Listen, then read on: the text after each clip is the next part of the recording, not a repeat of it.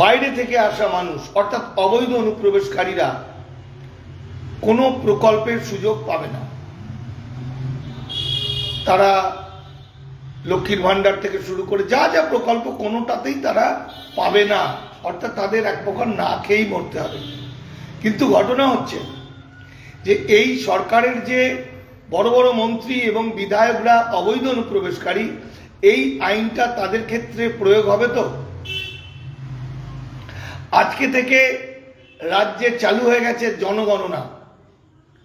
এই জনগণনার প্রশ্নমালা এমনই আছে, তার মধ্যে থেকে কৌশল করে দেখে নিতে পারবে অবৈধ অনুপ্রবেশকারী কারা। বিশেষত সিএএ এর মাধ্যমে যারা সিটিজেনশিপ সার্টিফিকেট পেয়েছেন বাই ন্যাচারালাইজেশন,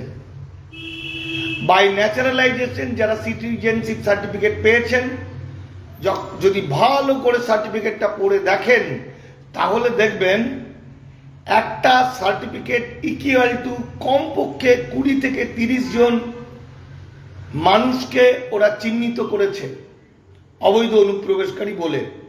অর্থাৎ ফ্যামিলি ট্রি ধ্বংস করে দিয়েছে।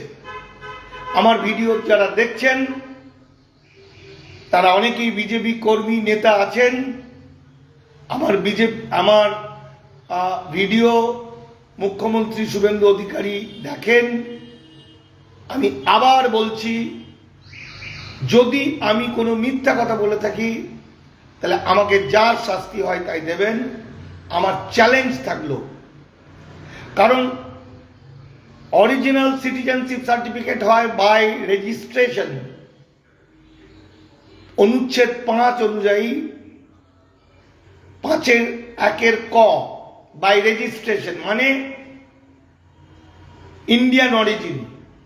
কিন্তু এখানে যে সার্টিফিকেটটা দেওয়া হয়েছে, যেহেতু সরাসরি কেউ সিএতে আবেদন করেছেন অবৈধ অনুপ্রবেশকারী থেকে, যেহেতু সে অবৈধ থেকে বৈধ হয়নি, যেহেতু তার কাছে এলটিভি বা লং টার্ম ভিসা বা সে ভারত সরকারের কাছে ভারতে থাকার সুযোগ চাইনি, আশ্রয় চাইনি, ফলত এদেরকে বাই ন্যাচারালাইজেশন যে নাগরিকত্ব দেওয়া হয়েছে সেখানে লিখে দেওয়া হয়েছে যিনি সার্টিফিকেট পেয়েছেন তার বাবা বাংলাদেশি, মা বাংলাদেশি। তার মানে তাদের ভাই বোন, দিদি দাদা, তাদের সন্তান সন্ততি সবাই ধরা পড়ে যাবে। লিখেছে যিনি সার্টিফিকেট পেলেন তার স্ত্রী বা স্বামী, যদি যারা পেয়েছেন, যদি স্বামী পেয়ে থাকে লেখা আছে তার স্ত্রী বাংলাদেশি, যদি স্ত্রী পেয়ে থাকে লেখা আছে তার স্বামী বাংলাদেশি। মানে টোটাল বাংলাদেশি এক একটা পরিবার সার্টিফিকেট, মানে বংশ লতিকা যদি হিসাব করা যায় অন্তত 20-30 জন মিনিমাম চিহ্নিত হয়ে যাবেন।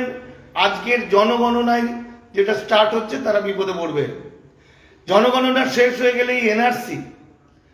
আজকে মুখ্যমন্ত্রী বলছেন যে অবৈধ অনুপ্রবেশকারী বা অনুপ্রবেশকারীদের তারা চিহ্নিত করে দেশ ছাড়া করবে, মানে ইমিগ্রেশন অ্যান্ড ফরেনার্স অ্যাক্ট অনুসারে। ইতিমধ্যে অনেকে ভুল ধারণা করেছেন যে 2014 থেকে 2024-এর মধ্যে যারা এসছে তাদেরকে নাগরিকত্ব দেওয়া হবে। এটা ভুল ভুল ভুল ভুল ভুল ভুল শুধু নয়, মিথ্যা। আমি মিথ্যা মানে এর জন্য আমি রাজ্যের মন্ত্রীদের বা বিজেপি নেতাদেরকে খুব একটা দোষ দিতে পারি না। তার কারণ পার্টিকুলার এই সাবজেক্টে তারা বিশেষ কিছু জানেন না, আমি মূর্খই বলবো। কারণ সিএএ 2019 নাগরিকত্ব দেওয়ার জন্য, কাদের নাগরিকত্ব দেওয়ার জন্য? যারা নিয়ম কানুন মেনে নাগরিকত্ব আবেদন করেছেন।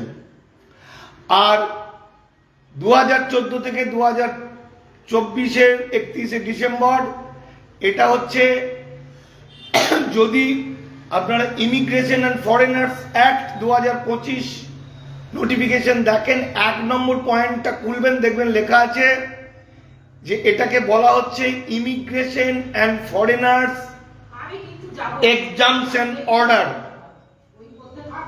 এক্সামশন অর্ডার অর্থাৎ এটাতে শুধুমাত্র শরণার্থী হিসেবে থাকতে পারবে রোহিঙ্গাদের মতো, এদের ভোটার কার্ড, প্যান কার্ড, আধার কার্ড, পাসপোর্ট কিছু থাকবে না।